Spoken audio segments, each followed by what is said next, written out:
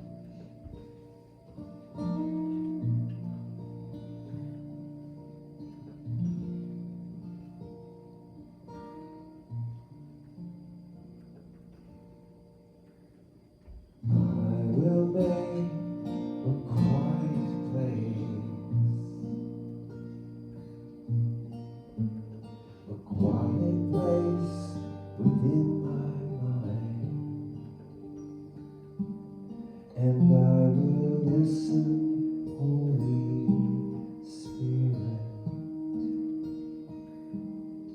I will listen.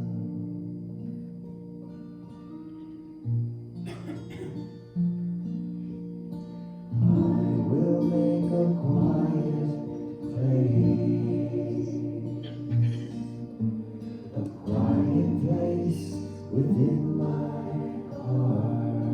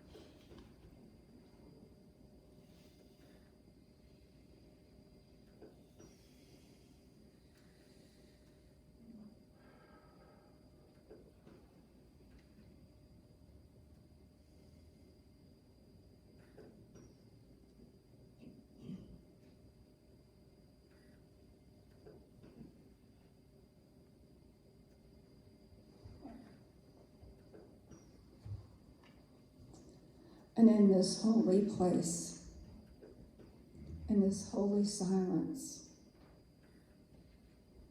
we join together in the allness and the oneness of the one presence, the one power, the one life. And as we enter more deeply into this awareness of this presence, we know that this is our essence. That this one life, this one presence, this Holy Spirit is peace, is love, is harmony, is beauty. It is all good things. It is the creator of the universe and all of its creation. And I take this moment to feel this presence living as my life. For as this presence is all that there is, I know I am a part of it. That this essence moves in and through and as me. And feeling this connection, I know for each one here that this is the truth of connection for each and every one. For we are all part, connected and united in the one creation, the one Holy Spirit. And I call forth all that is ordained for each of us from this reality, that we are embodiment of our presence, the embodiment of our desires, the embodiments of our thoughts, that we set our intention to follow this inner wisdom, this inner guidance into the right action in all of our activities. I declare that each vision that arises in our hearts is a prompting from the Holy Spirit. And as we set our intention, we are shown the way to fulfillment, the opportunities, and all that is necessary for the manifestation of our visualizations. For this is all in the one mind. We are shown the way to walk in love and compassion. We are shown the way of wisdom in our activities. We are shown the way of love as we interact with each other. And I'm grateful for this day, for this time, that we are together interacting as one in spirit. And I declare that the healing presence of the Spirit is right here, right now, answering each and every prayer request and desire of your heart. That the infinite possibility of goodness of life is being revealed right now in divine perfection and wholeness. Each request is being fulfilled in love, health, prosperity, clarity, wisdom. And in each case, each person is uplifted, guided, and directed into the perfect outcome for each situation. I bless the volunteers and each person that give of their service today, for their love and contributions magnify the meaning and the experience that we have of God's love right here, this moment today. And so I bless the music, I bless the opportunity to be together, I bless the message, I bless all the volunteers and each one that is right here, right now. So in great gratitude for the wonderment and awe of God, active in our lives, active in all times as our vision comes forth. I just release this word into the law, knowing it is already so. And we join together and declare, and so it is.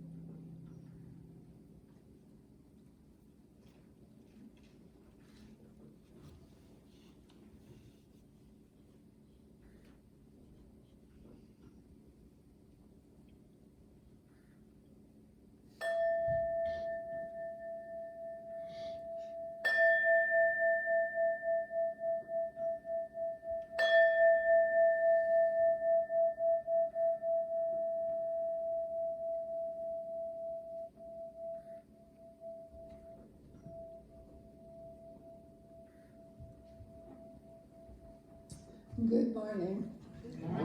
I'd like to remind you, as always, down the stairs to the left is the prayer chest. If there's something weighing heavily on your mind, there's something that seems to be an obstacle to a fuller expression of your life, please leave your concerns in the prayer chest, and the practitioner will be doing affirmative prayer on your behalf this week. A vision is not just a picture of what could be. It is an appeal to our better selves, a call to become something more. Rosabeth Moth Cantor. And from Ernest Holmes, there is an inspiration within you that governs every act, every thought, with conviction and in peace. And from Thomas Edison, vision without execution is hallucination.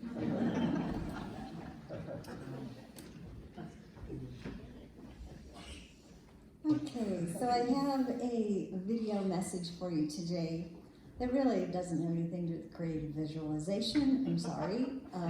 That's the way it worked out. It is Reverend Wendy Craig Purcell. She is a unity minister, and she is talking about spiritual integrity. And let me just say a couple things before. I think she did this on purpose. Behind her is a water fountain that runs. And some people are like, oh, I just get mesmerized by watching that water behind her. Well, this is a good time to learn to focus. Practice your focusing on her, and that is just water, so if you wonder. So I hope you enjoyed Spiritual Integrity by Wendy Craig Purcell. 7, taking a look at some of the teachings in Eckhart Esselon's book, The Compassionate Universe, the power of the individual to heal the world to heal the environment. And part of what he's done in this book is to take a look at the 7 ills of society that Mahatma Gandhi identified. Mahatma Gandhi thought that there were things that we as a human race were ways of being that were harmful to the quality of life on the planet and for our individual well-being. Gandhi said that knowledge without character, that science without humanity, that wealth without work, that commerce without morality, that politics without principles, pleasure without conscience, and worship without self-sacrifice were problematic for us. And that if we could transform those, that we would see and experience a major difference in our world. Gandhi, like other great spiritual teachers, really believed in our individual power to transform, our individual power not only to change ourselves, but by working on ourselves and changing ourselves, that we could be about making a better world for everyone. Gandhi said that we should be the change that we wish to see in the world, and those are beautiful words, and sometimes they're easy to say, right? And not as easy to do. I'm reminded of a quote from Janice Stanfield. She is a much-loved New Thought singer and writer. The line is, "I cannot do all the good that the world needs, but the world needs all the good I can do." Isn't that beautiful? Let me repeat that. Simple, but really helpful. I cannot do all the good that the world needs, but the world needs all the good that I can do. And that's really what this little book and what these lessons have been pointing us toward. There is good that each of us can do, and that good can make a big, big difference. So pleasure with conscience, what's that about? So we've been flipping these 7 ills that Gandhi identified, and we've been looking at them from the positive point of view. So what is pleasure with conscience? It sounds kind of funny. The first time I read it, I thought, that's odd, especially in a teaching such as Unity and Science of the Mind, where we are very positive oriented, very optimistic, we tend to be very visionary and very goal oriented, dream oriented. But what I realize is this idea of pleasure with conscience doesn't eliminate that. It's about a balance. It's about an awareness. Eknath suggests in the book that many people spend their lives chasing the next great thing. The next great thing that they think is going to give them more pleasure. Yet few ever arrive at the place of genuine contentment. When we're simply seeking pleasure without conscience, the satisfaction is short-lived. When we're simply seeking pleasure without conscience, the satisfaction is short-lived. The legacy of that is a world in which there seems to be an irresolvable conflict between our happiness and the happiness of others. There are a couple of words and ideas in this section that really speak to me. The word contentment is one that I am finding is very meaningful to me, much more so than ever before. To experience contentment, to me that is joy and satisfaction in the present moment, a simple sense of joy and satisfaction, an awareness of the goodness, the pleasure, the wellness in the present moment. Say the word with me, contentment. Contentment. Do you feel that anywhere in your body? When I say the word contentment, I feel it kind of like in my solar plexus, contentment. When I think of happiness, and I like to be happy, but when I think of happiness, it's like a much more surface thing, a much more fleeting thing. But contentment has a richness to it. Pleasure with conscience, I think, leads us into this experience of contentment. The challenge, or a challenge for us, is that we are multi-layered beings. We are not simply this or that. We're a mixture. There is so much richness and so much complexity within every single one of us. The challenge is we have at least two sides in us. We have that compassionate, loving side that always wants to stretch for the higher and the better and the good, right?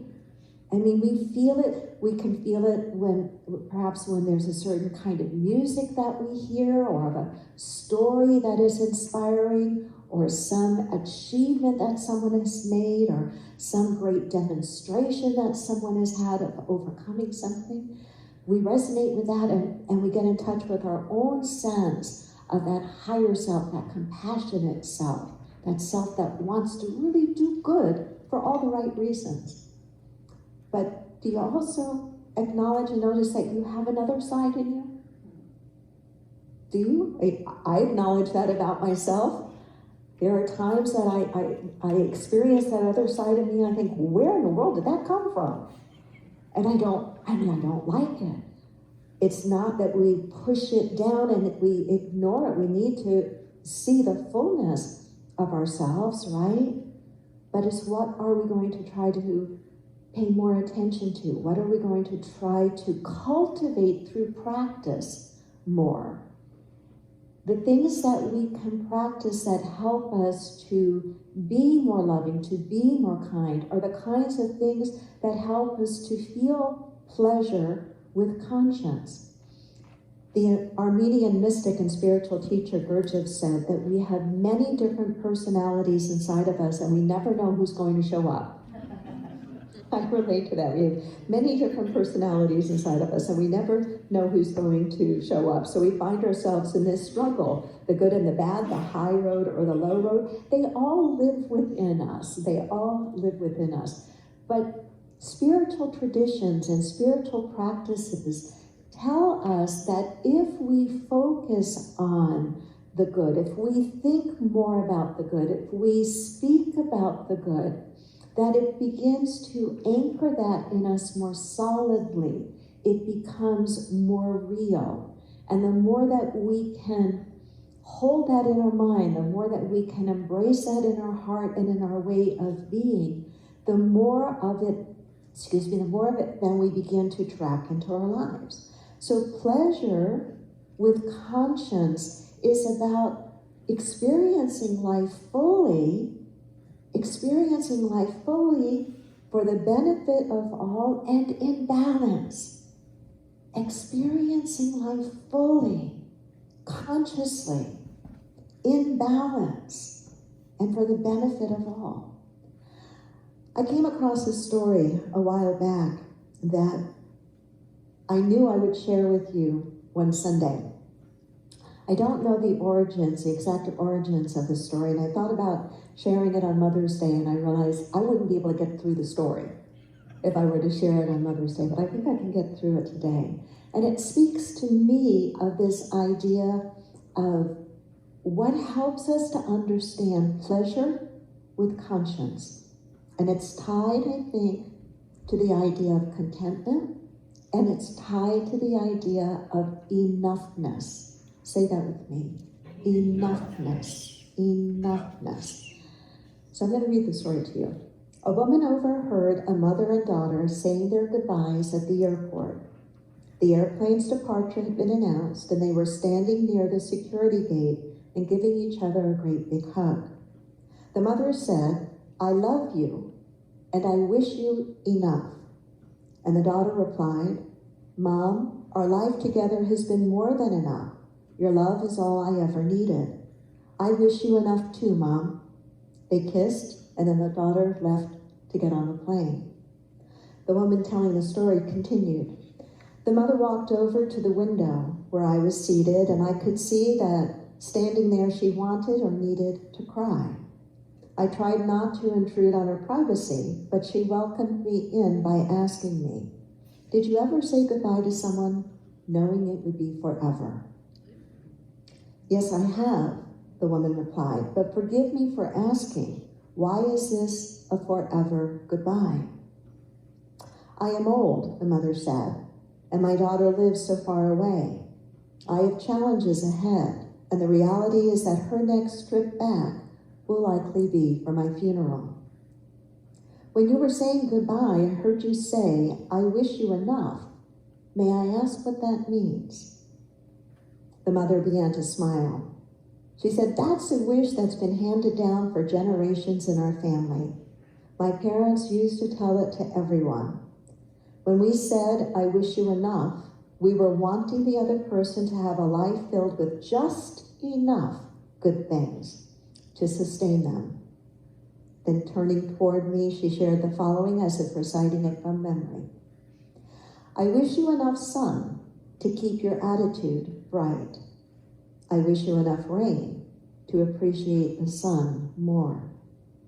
I wish you enough happiness to keep your spirit alive. I wish you enough pain so the smallest joys in life will appear much bigger. I wish you enough gain to satisfy your wanting. I wish you enough loss to appreciate all you possess. I wish you enough hellos to get you through the final goodbye. Is that not a beautiful sentiment?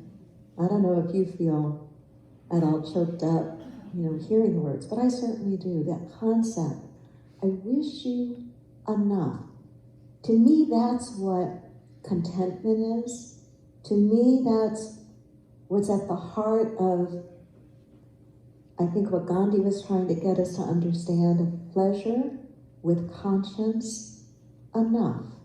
I wish you enough. I wish you enough.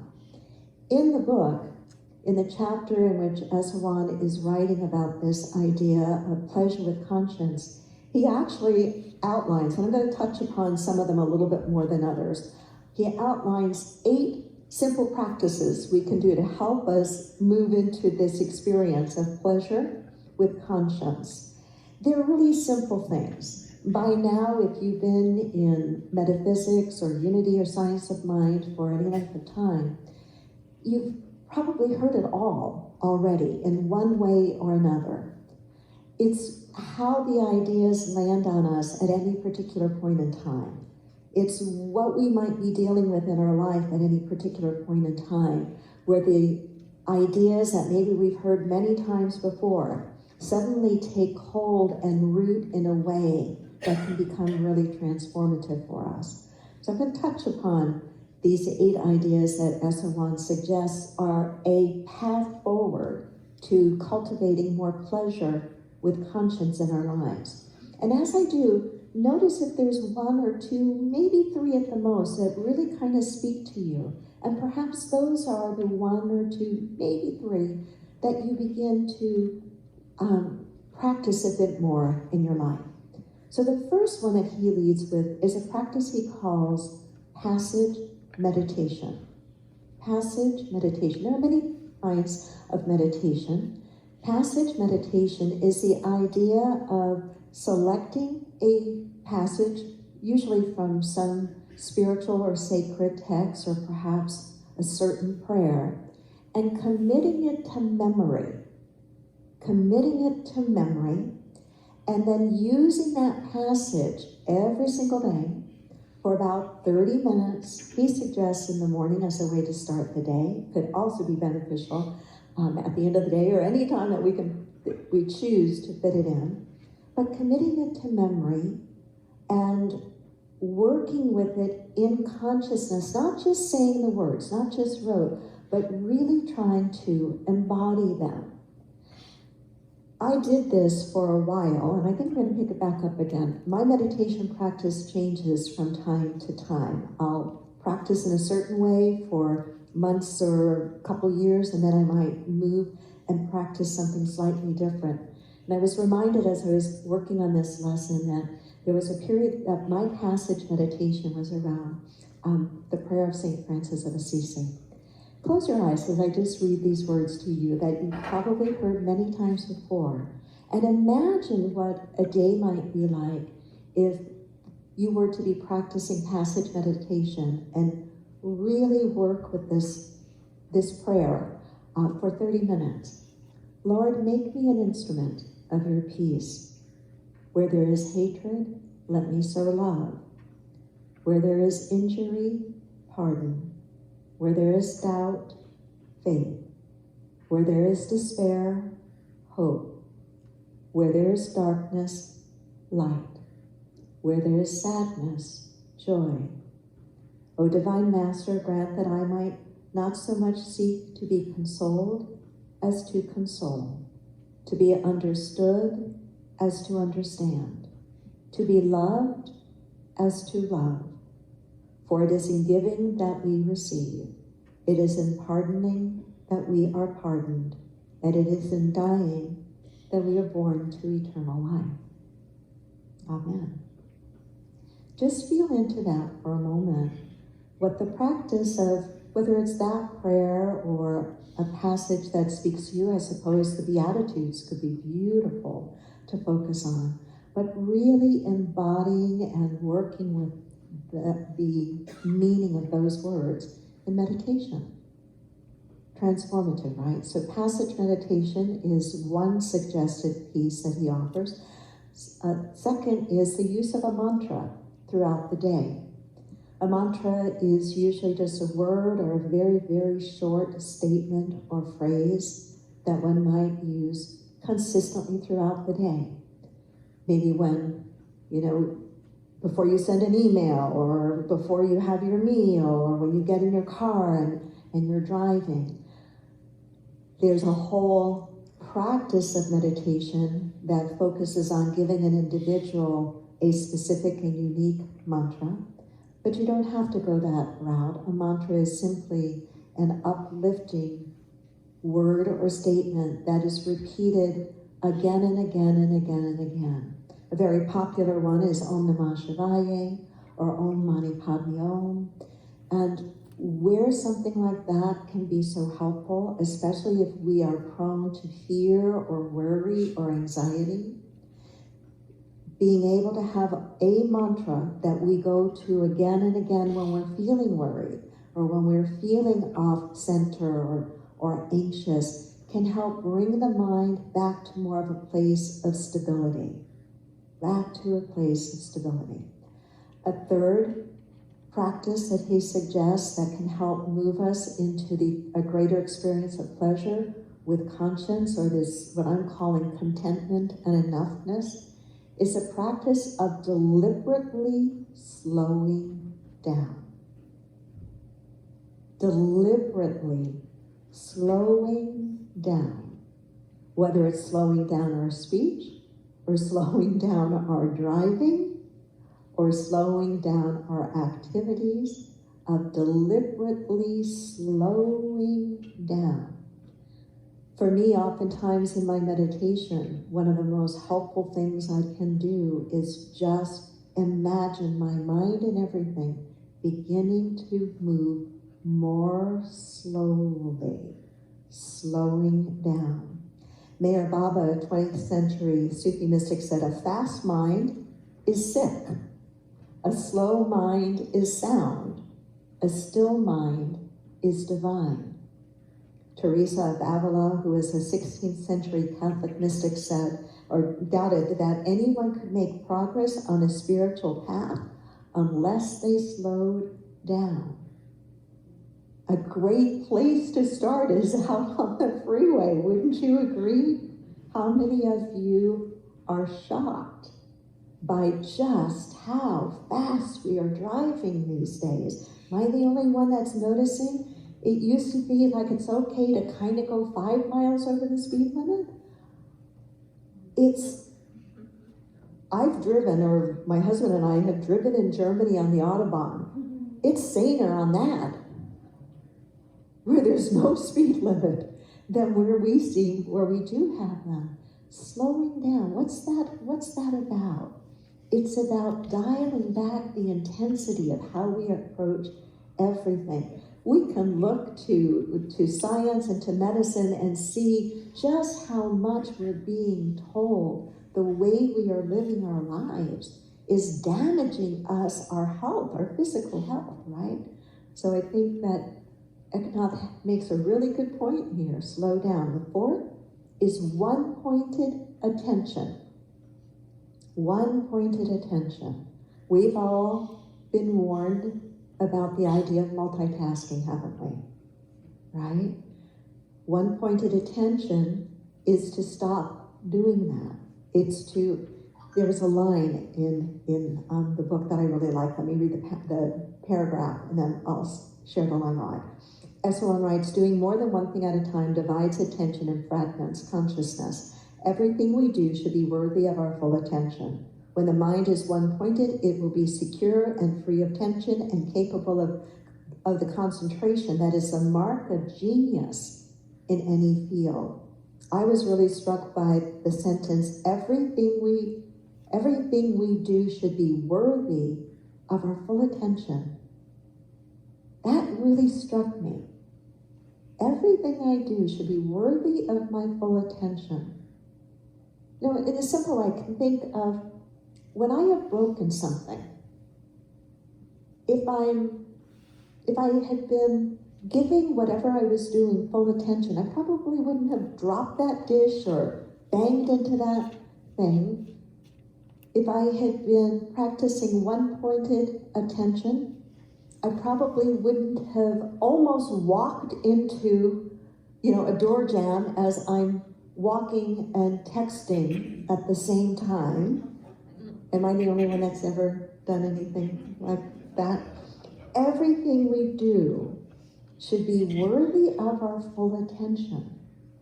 I don't know how realistic it is for me or any of us to never attempt to multitask or think that we're multitasking. Long ago, I've tried to move away from black or white. It's all or it's nothing.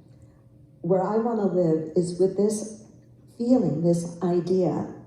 Everything I do or what I'm doing should be worthy of my full attention. One-pointed concentration. The fifth, and this one is a little confusing to me, but he says that training the senses through eating can really help us with this idea of cultivating pleasure with conscience. And he talks about the difficulty of taming the mind, of training the mind when we try to do it directly, like through concentration or through meditation or even through passage meditation and mantra and so forth, that sometimes trying to tame the monkey mind and train the mind directly can be really challenging. But he suggests, and he points to some of Gandhi's practices as well, that we can approach it somewhat indirectly by working to train the senses, and in particular he suggests training the senses of eating, choosing to notice with greater awareness our likes and our dislikes, beginning simply to cease choosing foods that don't benefit our health and instead choosing foods that do. He writes, with training, your senses begin to listen to you.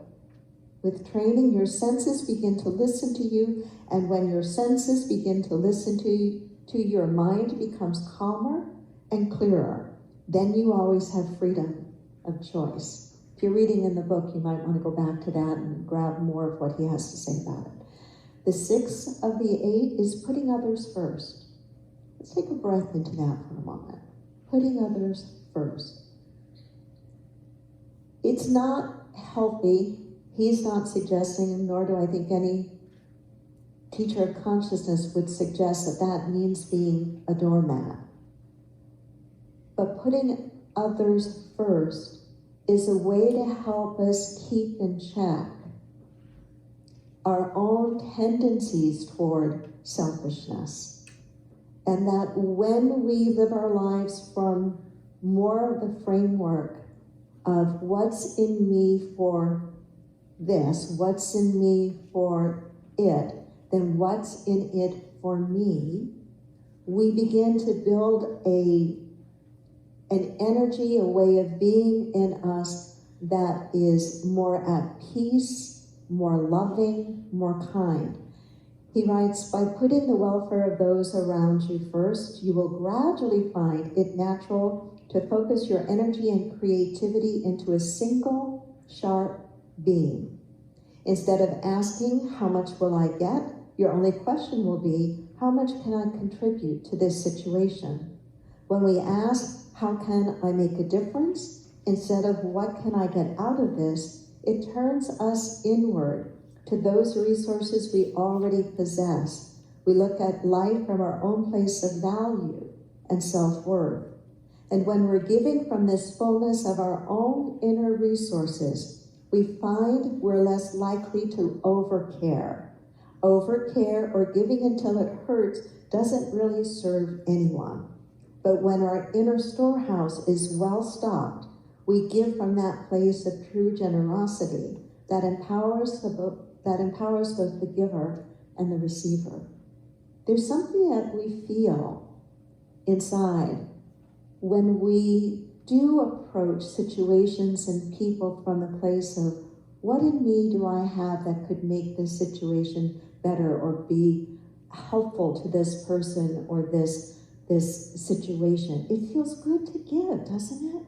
Think about the last time you did something for someone that was completely unexpected. Can you think of that? Doesn't it feel good? This is what it's pointing to here. And then just two more very quickly. The seventh, he says, is to read the mystics. To read the mystics and to contemplate what the mystics have to say. To draw inspiration from writings by and about the world's great spiritual teachers. And he suggests the value of this is to lift our vision of humanity. I don't know how it is for you, but I have to work pretty consistently to override what I hear in the news. I choose to remain informed. I choose to listen to the news, not overconsume, but I want to know what's going on. But we know that the news presents a very distorted, one-sided, what's the expression? What leads, right? So we don't hear a balance of the good news. And what that says to me as sensitive, conscious beings who are trying to stay awake and trying to stay engaged is that we need to also feed our minds with the vision of a higher vision of humanity, of remembering how good the vast majority of people really are, and keeping that alive in our minds and our hearts, so that then we are better prepared and able to deal with the darkness when we find ourselves in a dark situation. And the last that he suggests, and I almost led with this one because I think it is so very important, he said spiritual companionship, sangha, being together really does make a difference. Having people who think along the same lines that you do, who value some of the same practices that you value, who hold a vision for our world that you hold of peace and kindness and justice. It's important to have times together, not to isolate ourselves from the other, but to have time together in person to both support and to be supported. I always remember that when Jesus sent his disciples out to share his message, he didn't send them out one by one. He sent them out by twos. And I think he did that because he knew that together they could be stronger in staying true to the message he, I believe, wanted them to impart. I think the same is true for us. I hope when you come here in person or when you choose to gather online, that you feel the energy of the community and that the energy of the community itself helps you to keep that light that is true about you shining brighter for yourself, for your loved ones, and in the places where you can make a difference. Namaste.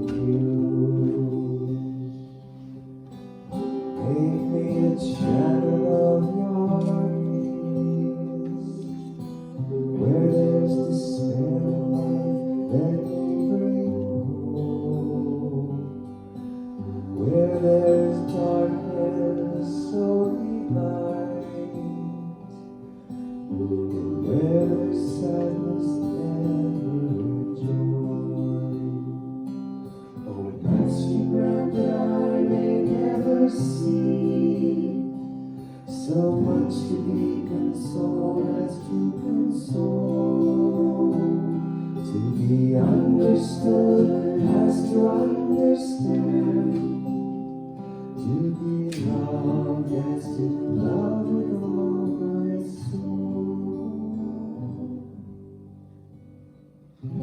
Make me a channel of your peace. It is important that we are pardoned in giving ourselves that we receive, and in dying that we're born to eternal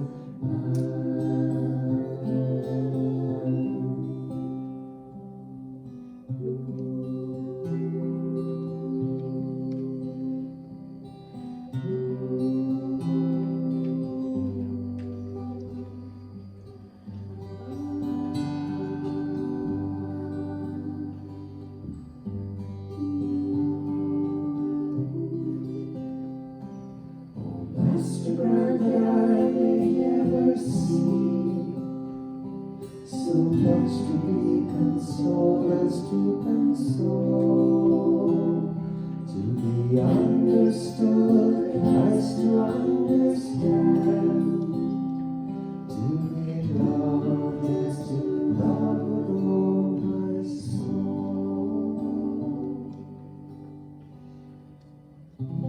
Make me a channel of your peace. It is important that we are pardoned in giving of ourselves that we receive, and in dying that we're born to eternal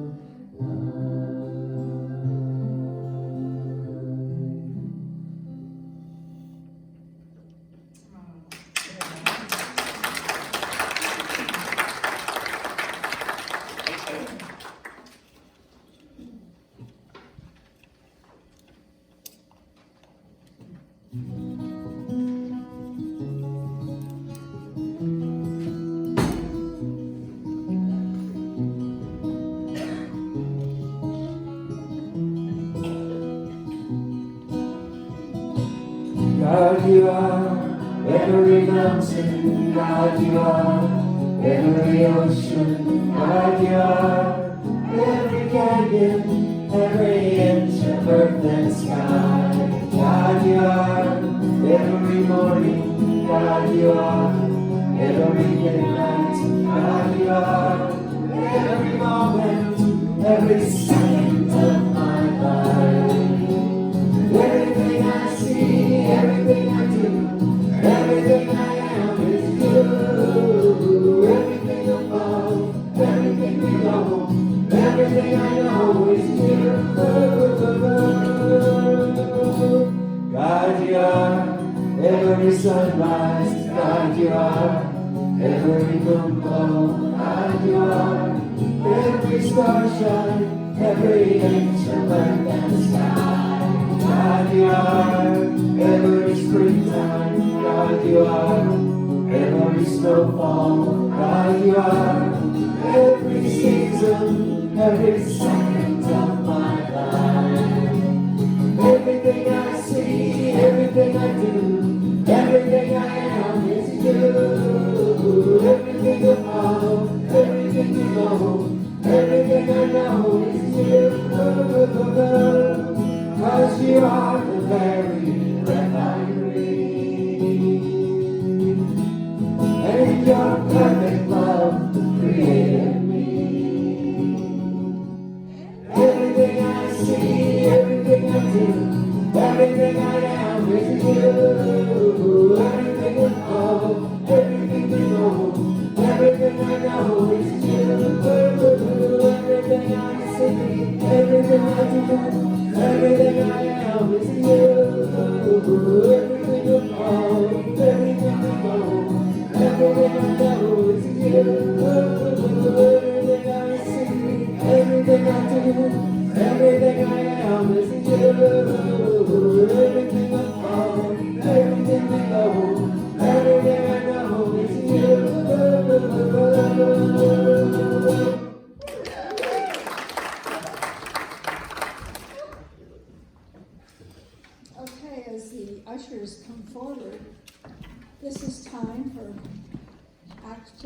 be consciously participating in the law of circulation.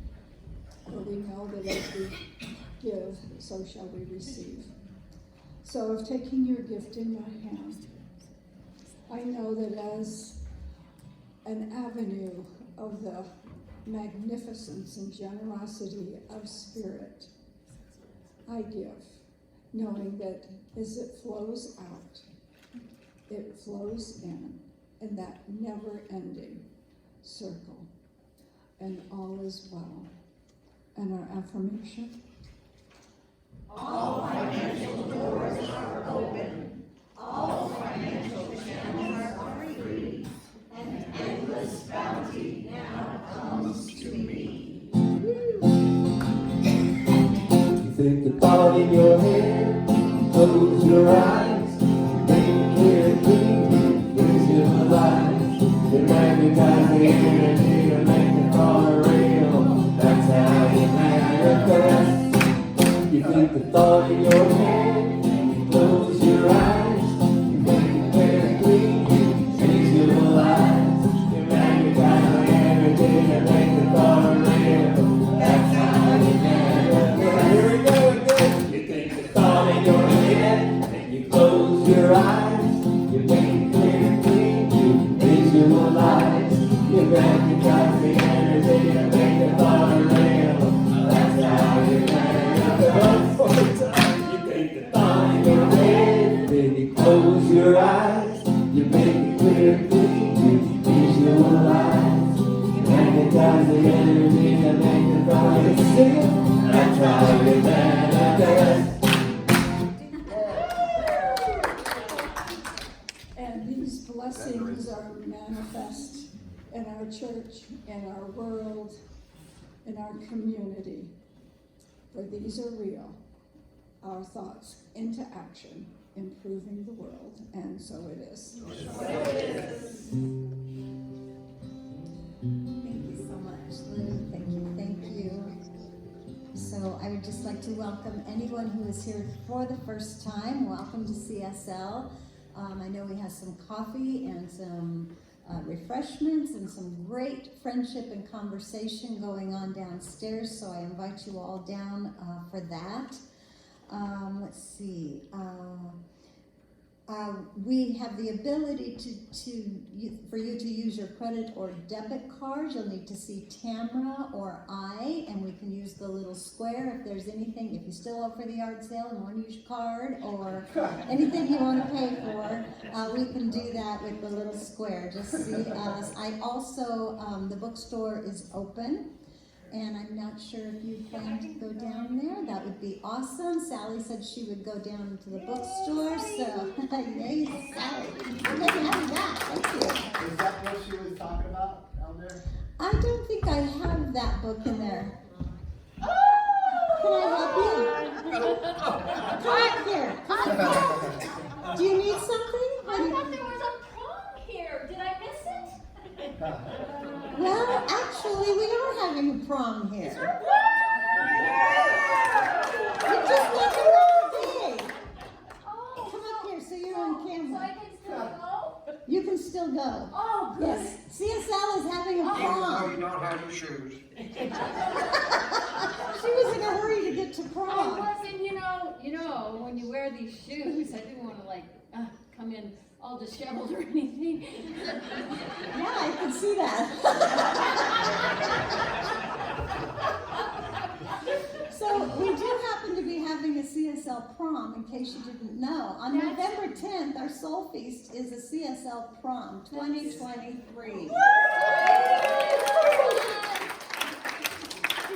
this dress in your closet for a long time? It's vintage. It's vintage.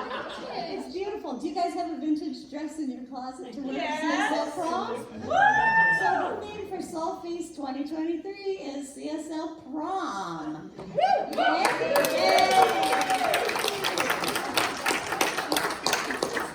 She's just gonna keep it on. I think she looks gorgeous. I hope I look that good when I come to prom.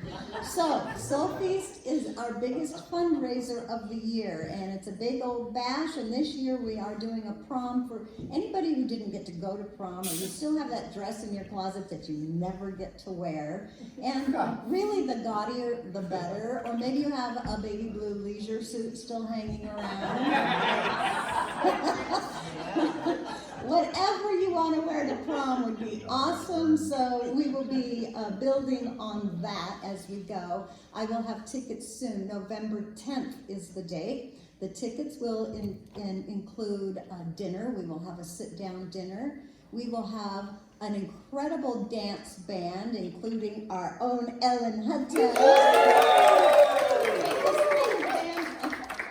The Bell Creek Band. So have you We're learning prom songs now. Prom songs? I don't know what prom songs are, but I can't wait. 1972. Stairway to Heaven. So that should be awesome. We'll have music entertainment, we will have food, and we'll have a few other things happening. So you'll be able to buy your tickets. The tickets are $50 each. It is a fundraiser. And of course, there will be tickets available if that's not doable for you. We don't want anybody to miss out on prom at CSL. So let me know. I will have tickets by next week starting for sale. What else do I need to say? Silent auction there too. There will be a silent auction there too. Thank you so much. So we'll build on that. Thank you, Tamara. You look gorgeous.